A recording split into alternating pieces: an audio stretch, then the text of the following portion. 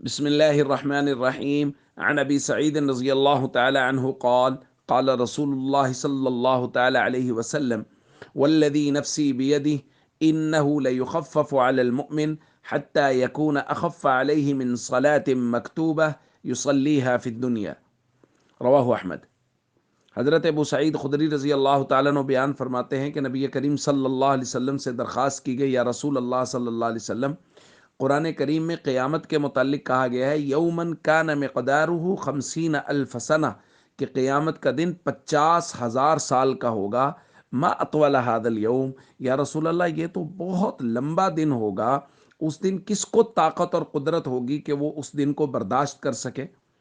اور دوسری روایت میں ایک دوسرا سوال ہے، یا رسول اللہ قرآن کریم میں کہا گیا ہے یوم یقوم الناس لرب العالمین، کہ قیامت کے دن لوگوں کو رب العالمین کے لیے کھڑا ہونا ہوگا۔ من یقوی علی القیام یوم القیامہ، یا رسول اللہ قیامت کے دن کھڑا رہنے پہ کون قادر اور طاقت رکھ سکتا ہے؟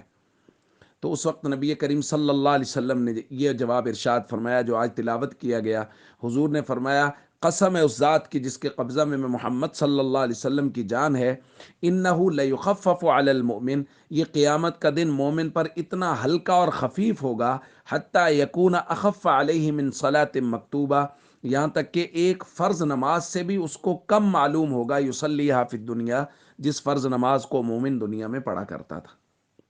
تو دوستو، قیامت کی سختیاں اللہ رب العزت مومنوں سے دور کر دیں گے، اور یہاں نماز کی مثال دے کر اللہ کے نبی صلی اللہ علیہ وسلم نے اس بات کی طرف بھی اشارہ کیا کہ قیامت کی سختیوں کو کم کرنے والی چیز وہ ہے نماز۔